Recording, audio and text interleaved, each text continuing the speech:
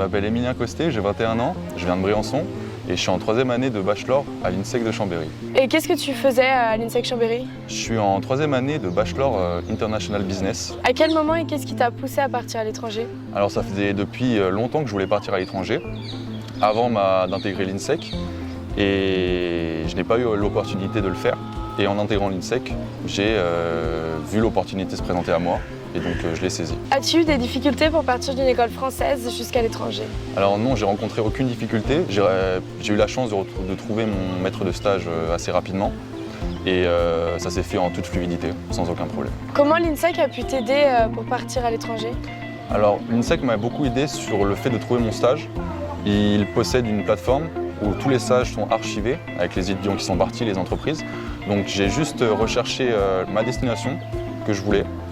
Et ça listait toutes les entreprises et j'ai choisi l'entreprise, j'ai demandé et avec beaucoup de chance, j'ai trouvé l'entreprise qui me correspondait. Pourquoi l'Italie et plus précisément Rome et pas une autre ville? Alors l'Italie, ça fait un sacré bout de temps que j'ai été attaché à ce pays-là, de par ma famille. Donc c'était pour moi le premier pays où il fallait partir.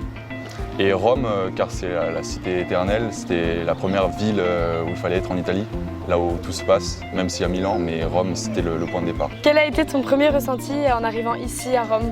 Mon ressenti a été très bon, les gens ont été très chaleureux et très sympathiques, et j'ai vite su trouver ma place parmi les Italiens. Quelles ont été tes attentes en arrivant ici? Alors ma première attente, c'était de développer mon italien, qui était un peu rouillé, en quelque sorte.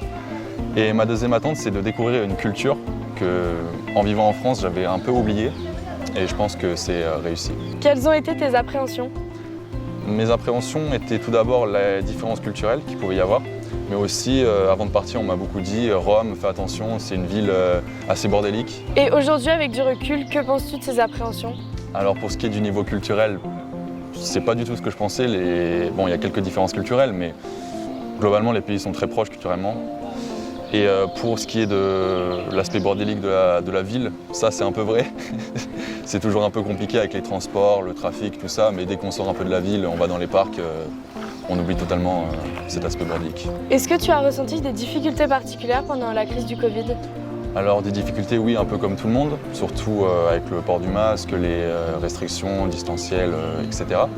Mais ça a vite progressé, et donc les choses sont vite améliorées et on a su retrouver une certaine stabilité. Est-ce que tu peux nous parler un petit peu plus de ce que tu fais aujourd'hui? Alors oui, pour mon stage, j'ai réussi à intégrer une entreprise d'événementiel en Italie qui s'appelle Bramant Events, qui organise des événements entre différentes entreprises dans toute l'Italie, mais aussi à l'étranger.